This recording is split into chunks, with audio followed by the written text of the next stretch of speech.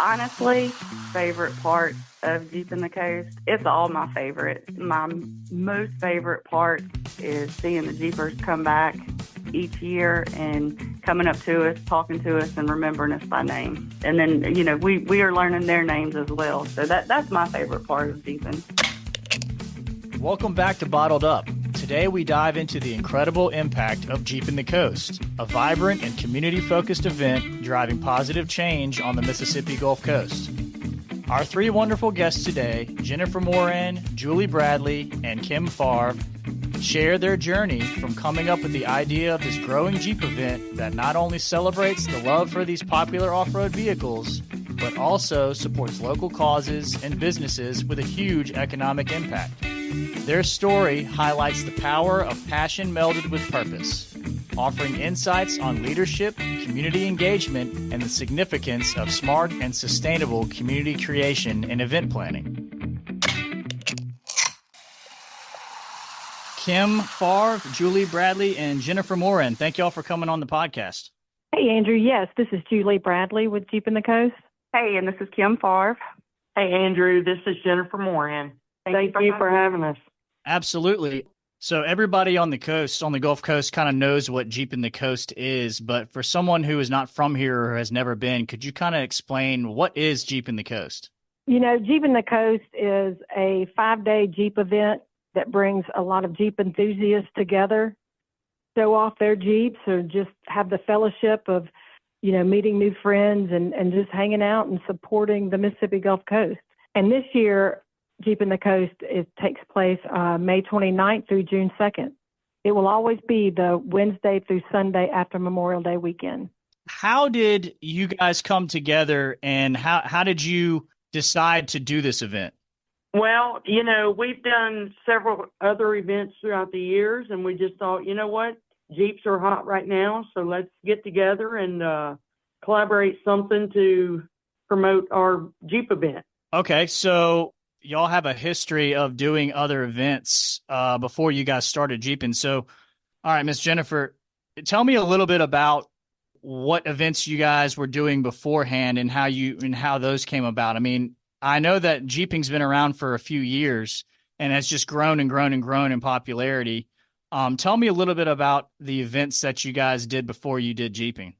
Well, we did a back-to-school ride for school supplies for students who were in need of that. We did Christmas ride for basically the families that worked but couldn't afford Christmas. I guess the working class that, they could pay their groceries and bills and everything else, but they didn't have extra for Christmas. So we would do a ride for that. And then we've done breast cancer ride for the past, 10, 12 years. So needless to say, the events that a lot of what you guys are doing it's all charitable, right? That's the heart of everything that y'all do. Pretty much. Yes, sir.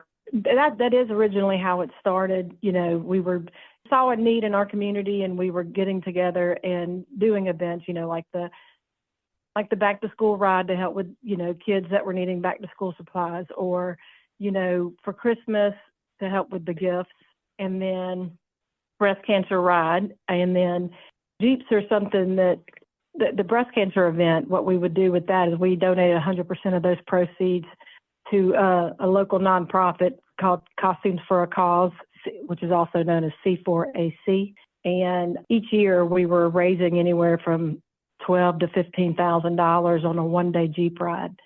And and Jeeps were it's just a popular vehicle here on the Mississippi Gulf Coast and worldwide, really.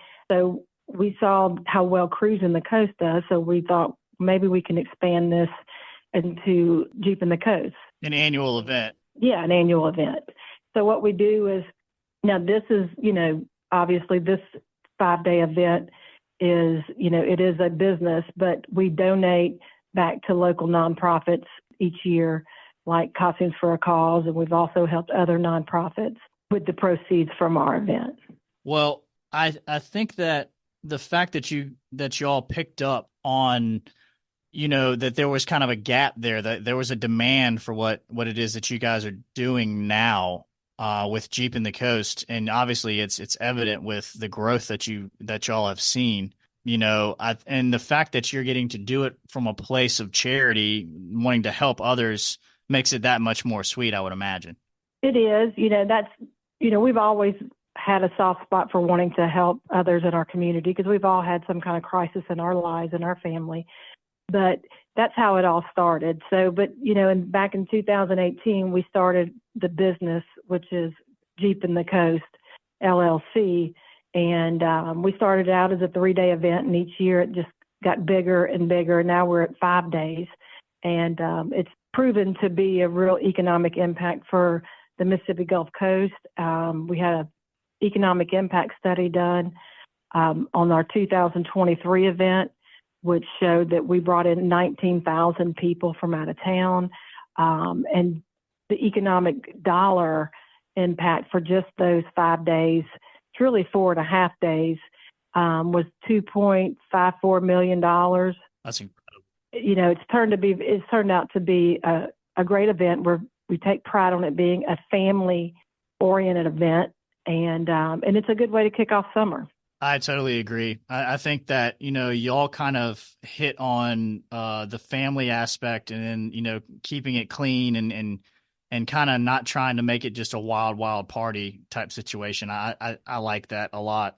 Tell me a little bit about, either Kim, Julie, or Jennifer can chime in. Just tell me a little bit about the early days when y'all were enthusiasts of Jeeps and kind of the idea. Do y'all remember exactly when the conversation was had that, hey, why don't we turn this into something? We all like Jeeps. Were y'all part of Jeep clubs before that? No, not really. I wasn't. This is Kim. But I remember in 2016, Jen coming to me and saying, hey, I want to make this an event. I want to turn this into a Jeepin The Coast event. And the next year, we had decided that that's what we were going to do. And then Jen's mom was diagnosed with breast cancer, so we had to put it on the back burner. So in 2018, once her mom got a good bill of health, we decided to throw it together. I think we started in January of 2018, putting it together. So we only had about 4 months to throw it together in 2018. I mean, that's a lot to put together in 4 months. It really was. But we had, Jen has so many connections, and just, everybody knows Jen, everybody. So whenever you're talking Jeeps, they know Jennifer Moran. So that helps. It does help. And it's pretty neat, though, to sit back and just watch how she interacts with all the Jeepers. And they know exactly who she is. Well, Miss Jennifer, so tell me a little bit about what I know. The inspiration was kind of, we've already done, y'all had some events under your belt, some fundraising events, and, y'all were community oriented. You wanted to help out the community. So where was your first step of creating this event? Like, take me through what it takes if someone wanted to do something like this. The first step, of course, was getting the LLC. But, we started this ride back in 2011, and we still have this ride today, but it's during October, and it's the breast cancer ride, and it's called Jeepin for a Cause. And when I decided to do this, I literally walked in here in Julie and Kim's office and sat down, and I said, look, I've got something I want to do, and I don't want to do it with anybody else but you two. Are y'all on board? And they were both, yes, let's do it. And it just rolled from there, and we set up meetings with the cities, the Corps of Engineers, all the city officials, the county officials, the sheriff, just everybody that we knew that we had to get permission from to do what we were wanting to do for the Gulf Coast. Because, we've been to so many other events all over the U.S. and, just comparing ours to them, we're right up there with the top 3 in the U.S. right now. And that's coming from vendors who travel all of these shows. And basically, you just got to know the right people to meet with, and you've just got to put time aside to have those meetings and just go forward from there. It sounds like you just are you get a little bit of a tidbit of information from each person you meet that leads you to the next person. And then once you get that, it leads you to the next person. And you kind of have to grind this thing out. Is that right? That's right. That's right. And I mean, you have to, I don't want to say beg because we've proven ourselves through the years to put on a family friendly event. But you do have to, stay in their ear about, hey, look what we brought to the coast because, that's one thing that I want us to always do is to stay humble because this thing is growing. I mean, I reference it as a busted can of biscuits sitting on the counter, just getting bigger and bigger every year. And I mean, you can't shove it back in the can. So No. there it is. And it's wide open now. That's right. That's right. And it's not a train wreck, so therefore we're staying on the tracks. I remember I've had a conversation with y'all before, and y'all are diligent about wanting to keep it a certain size and trying to, like you said, control the tube of biscuits on the counter. I mean, you kind of want to make sure that you want it to be big enough, but you don't want it to be so big that you lose control of it. That's right. And, we've got Jeepers from all over the U.S., and that's what we never want to be, to where that they can't walk up to us and say, hey, I know you, or I know you. We want to always be that person that they know. That's those three ladies. That's the ones that's behind this. Right. And I think that's a special thing. It kind of has that down home personal touch that, that we like down here. That's right. Of all the events that y'all have attended, besides Jeepin the Coast, what's one of your favorite events that you've gone to and why? I would say Daytona Beach. And they are the godfather of all the events. They have it right there at Daytona International Speedway. You can pay extra to drive your Jeep on the track. And, I mean, theirs goes from, I think theirs is 10 days now. It's just gotten that big. They have probably 20,000 registered Jeeps. Lordy. I mean, that 10 days that's a long event. It definitely is. What do you think about where we live down here makes the event so special? Do you think it's just the ability that we have the coast and we have all these different towns and cities that are all interconnected, but they're so different? Is it the variety of where we live that makes it kind of special and to keep people coming back?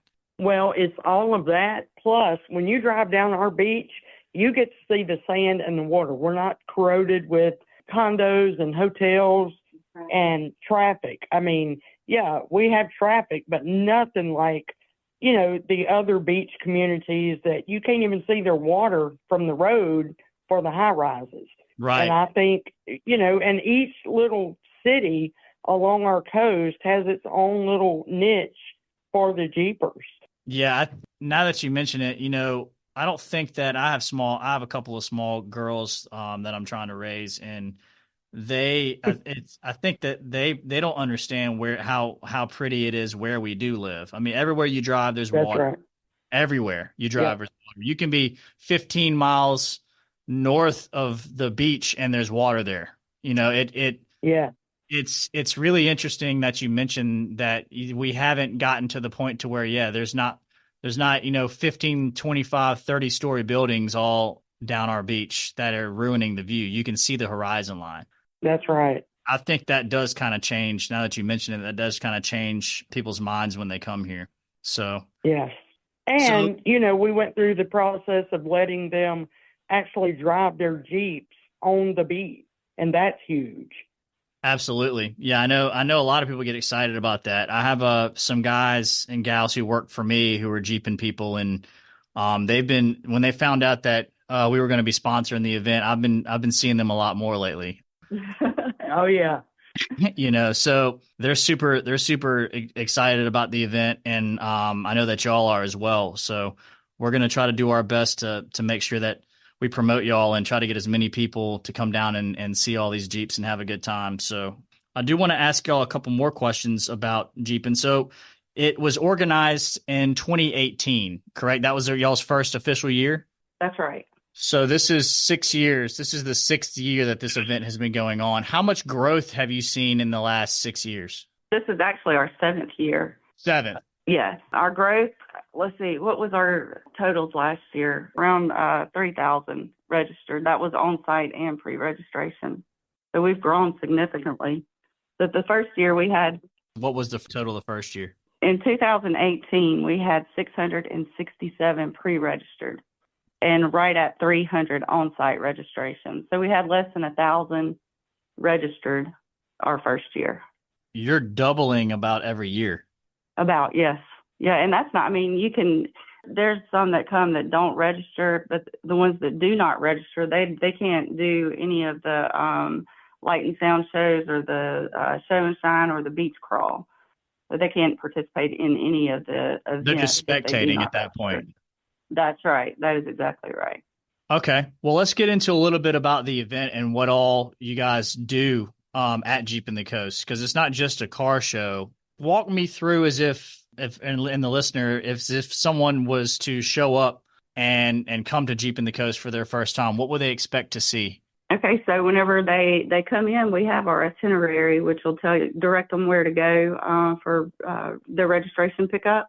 So our Jeep Central is located at Long Beach, there off of Jeff Davis. So they'd walk up to the registration tent, give us their barcode, and we'd give them their packet, which includes their a cinch bag, a T-shirt, which is an event shirt, the koozie, the scavenger hunt, the poker run cards, and the decal for the events. And then throughout the event, so I mentioned the scavenger hunt and the poker run. Those are the poker run's due on Saturday. So they'll have those things to do while they're out exploring the coast, basically. Okay. And then on Friday and Saturday, our vendor village opens. And it's huge. It's packed anyway. Our vendor village is about 100 vendors. Wow. And then we have on Saturday, we have a big block party at Long Beach. We have the Jeep only parade. It's Mardi Gras. And then afterwards, we have the band in the street. Yes, there's a stage in the street there. And I'm sorry, a concert in the street. Getting corrected. It's all good. But we have, the event is loaded with a lot of activities. We also included, last year we started it was Go Duck for the kids. So it's kind of like a poker run for the kids, except it's Go Duck, like go fish. So whenever they visit all of their locations, they come back with their cards stamped, and then Jen deals out their cards to them like go fish. So they enjoyed that last year a lot. Walk me through what a poker run is. What our poker run is, and we keep it, again, family friendly, but they have a card, and we have different locations that are sponsors for that specific event. And they'll go to each location, and they'll get the opportunity, they'll have to get their card stamped, showing that they went there into that participating business. And, it's a good way for us to show our participants, some of the great stores that the Gulf Coast has to offer and businesses. And it's very similar. And then once they're done with that, they can come back. They come back on Saturday. They have a few days to do that, to cover all these locations. And then we give them like 5 cards, kind of like 5-card poker. And the highest hand at the end of once everybody's turning their cards in, they win cash prizes or gas cards, things of that nature. I love that you're hooking them back to where, like, if someone who's an advertiser or a sponsor of the event, they're actually going to get feet in their locations through this. I love that. And like in our scavenger hunt, it's very similar to that, but we always try to add coastal landmarks that will come up with riddles that they have to solve, and then they have to go to that location and take a picture with whatever the answer to that riddle is. And like for Pepsi, you guys are a really great sponsor for us this year. So one of our scavenger hunt locations will probably be someone taking a picture with, your signage out front or by your building or in a Circle K store that has one of your big displays. Absolutely. We just try to make sure that we get our sponsors involved, we get our community involved, and things of that nature.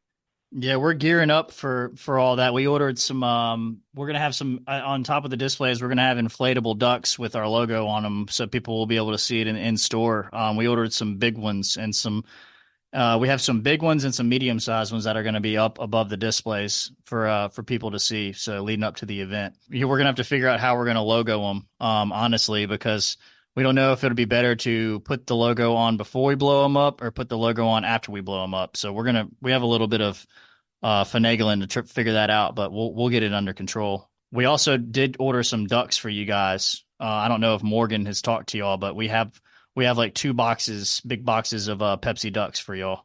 Oh, that's going to be fun. Yeah, that'll be great. So I You know, think we decided to do was not to do. It's not going to be enough for everyone. So we'll have to figure out a way to kind of distribute them where everybody feels like they have a chance to get one. right, right. We'll come up with something creative to get that done. And then, Absolutely. we're excited about the Circle K setup that you guys are going to be doing with us. I noticed that one of our Jeep clubs posted on our Facebook page the other day that they were doing a Jeep club meetup at one of the local Circle Ks. So that'll be exciting to see once they get to start seeing our displays there.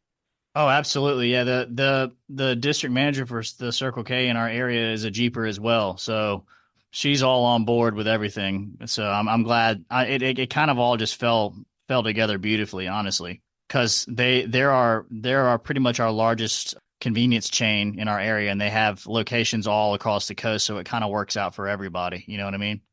Oh, absolutely. And one thing, people have learned over the years of us doing this event, they see just how great the Jeepin community is. They're a very generous community. They're so friendly. Everyone, one thing we were excited about is when we leave an event space, it's clean. These people are top notch. They clean up after themselves. I mean, they're just fun to be around, and it's just we're fortunate to be able to be a part of that community. And they spend money in our local community. I mean, they're here to vacation and enjoy themselves. Oh, totally. And we're just the fact that they're conscientious about not trashing the place and just leaving. I think that means a lot. That means a lot too. So It does. So I'm excited. I'm excited about what we have coming up, and I'm excited about the partnership with y'all. I think that getting to meet y'all and kind of hear the message of why you guys decided to do this and what it's turned into, and how you kind of have your finger on the pulse of how everybody's feeling is exciting to see. So I'm glad that we were able to be a part of the event. Local supporting local. That's exactly right. That's exactly right. Couldn't have said better myself. Quick question. So are y'all still attending any events besides y'all's own as far as Jeepin is concerned? And when y'all go to these events, do y'all kind of critique certain activities or things like that say, hey, we need to incorporate that in ours. We could use this or that, or do you like kind of go scout out other events to like find tricks of the trade? Early on, we had asked somebody that had experience in making events successful. And one of the things they said was, you've got to hit other events like yours. If you're wanting your event to grow, you wanted to get those national vendors in, you got to go to these other events. So we would attend, we still do at least 1 to 2 other events a year. And then, we just stay in those vendors' face and, to try to let them know what we have to offer. But we've been very fortunate because at this point, other vendors have spread the word on how great our event is. So it's an easy sell at this point. It's just basically going and, saying, hey, how are you doing? Just doing some, customer relations at that point. But yeah, we do look at some of the other large events. If they have something that we're not doing, then we look and see if that's something that we can do or if our participants would like to do it. It's just our main focus is, if our customers are happy, we're happy. You know how that is. But yeah, I know exactly how it is. Yeah, so if we see something at another event that people are enjoying, yeah, absolutely, we want to try to do that as well, as long as it's something that we can do safely. Exactly. Yeah, I didn't know if it was a thing where it was like a constant. A lot of people are obsessed, and I know that PepsiCo tends to be this way, where they're constantly trying to innovate and they're trying to, what's the new next best thing. It gets a little frustrating being a distributor sometimes, when there's another limited time flavor of Mountain Dew coming out or another. It seems like a lot of what can be done is just stick to the basics, know what works, and kind of keep a core message. And the core message, like you said, is, what do our customers, what do the people attending the event want? You don't have to You don't have to go do all the stuff that, hey, I went and saw that they have a dunk booth over here. What you got to, Yeah, it's sometimes keeping it simple and just moving forward with a good message that works for everyone is the right way to do it. absolutely. Absolutely. I agree with you 100%.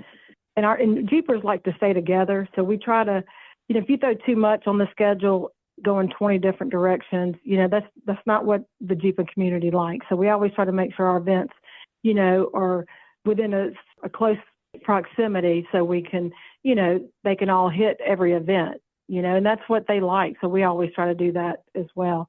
Absolutely. Well, let me ask you all some questions about Jeeps in general. And I'm going to go through Miss Julie, Kim, and Jennifer and separately. So I'll start with Miss Julie first. Miss Julie, if you could have a dream Jeep?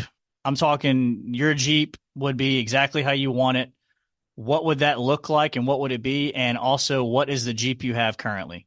Currently I just drive a everyday Jeep Grand Cherokee, but we buy Jeep every year and we raffle it off to charity. We give 100% of the proceeds for that Jeep to Costumes for a Cause, which is our local nonprofit. But so the Jeep I drive each year is what we give away. I don't drive it much. We just drive it to events to sell the tickets. But so it really doesn't make sense for me to own a Jeep when that's the Jeep that, I use to promote our nonprofit and then Jeepin The Coast. So each year that changes. Do I have a dream Jeep? A free one that runs with AC. That would be my dream Jeep. Yeah. Right. It's just, for me, it's not so much what it is. It's just a nice to be able to take the top off and just cruise when the weather's nice and, and just hang out with the other Jeepers along the Gulf Coast. Yeah, I totally understand that. Miss Kim, what about you? What would be your dream Jeep if you could have one, and what do you have currently? I have a 1987 YJ. It's got a 3.5-inch lift and it's sitting on 33s. That's right. It don't have AC either. So Today would be a perfect day for no AC. Yeah, it would. My dream Jeep would be, I'd like to have me a white 4-door with a small lift, probably like I have on mine now, like 3.5. I'd like to have that 392. I'd want me a 4-door one now. Got it. Yeah, my mom, I believe my mom had a CJ7. I think it's like a 78 or a 79 CJ7. So I think she still has it. Oh, yeah. It was baby blue when she got it, and I think she had it painted white. So I think it's over. She still has that thing. I don't know whether or not she's driven it in a long time, but yeah. My dad tried to teach me how to drive it when I was a kid as a standard, and his patience was not on point with my driving. So, mine's a standard also. So yeah, I don't drive it as much just with the traffic and stuff. In a pinch, I could get us out of a hairy situation in a standard, but we would stall out 2 times before we left the place. So, but I can do a little. I can drive one, but I'm not efficient because it's one of those things that I don't do a whole lot. Well, Miss Jennifer, what about you? Same question. I currently drive a 2015 Jeep Wrangler, and I think it's on 35s, but I'm pretty simple to please. I'm happy with it. But I do have to say I drove the 2018 that we're giving away this year. That thing drives like a Cadillac. So if anything, I think I would go for a 2018. It's got a longer wheelbase on it, so it's not so rough of a ride. Right. But honestly, my dream Jeep would be the one that I own right now. So you're living the dream then. Living the dream, that's right. So with you saying that your mom had a Jeep and that you've got little girls, I think you need to load them up and bring them to Jeepin The Coast this year. Yeah, I think you're probably right about that. I know that my mom will probably get down on that. If I could get her, I need to check and see. I don't know when the last time it was driven. It probably needs some work, okay. But if I can get it up and running by that time, you'll see me there. Well, we got lots of connections, so you just ask us and we can hook you up. I really appreciate that. I know you do. I really appreciate that. Yeah, I got to get with her and see what the status is on it. But I mean, that was her. I grew up doing the exact same stuff that y'all are talking about, getting to take the top off and go out in sunny days like today and drive down the beach. And, it was a lot. It's a lot of fun. It's a different experience than driving any other kind of, taking the doors off, everything. So That's right. Yeah. When it kind of gets in your blood a little bit, like y'all talked about It does. It's Jeepin people are a good set of folks, Yeah. So if I can get it running, I'll be in touch. Okay. Well, that sounds good. I think I have a couple more questions before I'll let you guys go. So this year, explain when Jeepin the Coast is going to start, the dates, and if I know that is registration full right now, or can people still get on and register? No, you can still get on to register. Our deadline to pre-register is April 29th, and the parade package is sold out already this year. But you cannot do on-site registration if you don't get to register prior to April the 29th. And the event starts May 29th through June the 2nd. Okay. All right. And also we're partnering with you guys. We're going to be giving away some prize packs in like a Jeepin VIP package. And it's going to be in some local grocery stores to be announced. And it's also going to be in your local Gulf Coast Circle K store. So if you're in a Circle K, probably I'd say those displays and promo are going to start around the 15th of April. If you haven't seen them yet and you want to go out and try to register to win the prize pack, it's going to be something that if you're a Jeeper, you're going to want. Those packages you guys are giving away are actual parade packages. So we have a large waiting list for a parade package, for a parade pass. So if you don't have a parade pass, you definitely want to get in Circle K and get registered to hopefully win that drawing.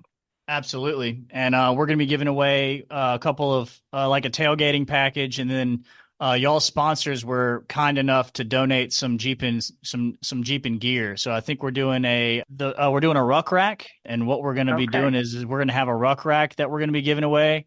And then I think it's what's the name of the tent that you can use as a cover? It hangs Trail on the crossbar. Yep. We're going to be giving one of those away. Trail too. Gear Oasis. Yes. Yep. Trail Gear Oasis. Are the best. Oh, yeah. That's going to be, I think we're going to give away the Ruck Rack in Circle K, and we're going to give away the Oasis in local grocery. I think it's going to be in Frugal's and Nico's, your grocery stores. So the guys who work in Frugal's and Nico's are Jeepers as well, so they'll be down there. Nice. So before I let you ladies go, can you go ahead and tell me where people can go to register and what the website is? It's www.jeepinthecoast.com, and you'll click on registration and fill out the information. Okay, and social media, where can people find you guys? We have a Facebook page, it's Jeepin the Coast, and we have a group page that's also called Jeepin the Coast. Okay, that's great. And we have an Instagram. We have an Instagram also. One more thing, Andrew. What's up? We're gonna have early pickup on May the 19th at Sully's in Gulfport, and that's for like local people or they're in Louisiana or Alabama that want to come and pick up to avoid the lines during Jeepin the Coast. They can come and pick up early on those days on Sunday, May the 19th. Okay, good deal.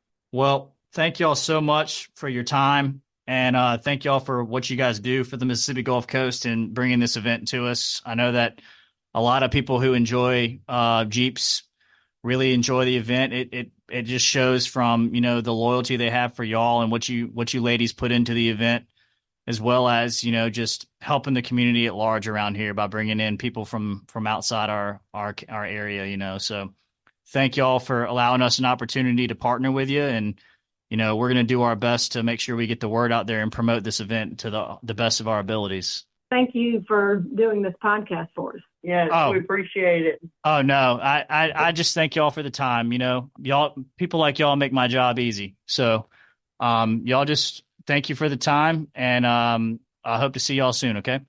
All right, thank y'all.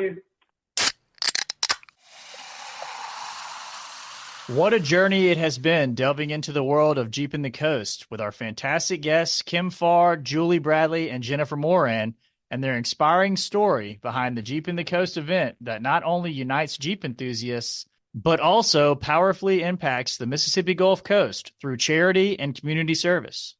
From the logistics of organizing such a large and impactful event to the personal stories of Jeep ownership and community engagement, it's evident that their hard work and dedication has created not just an event, but a hugely popular community tradition that highlights the coastal beauty, supports local causes, and fosters a sense of family among attendees. A big thank you to Kim, Julie, and Jennifer for joining us today and giving us a behind-the-scenes look at what it takes to put together Jeepin The Coast. And of course, thanks to all our listeners for tuning in to Bottled Up, where we uncork the stories behind local businesses. Thanks so much for listening, and remember to always support our local businesses, restaurants, events, and causes. Cheers.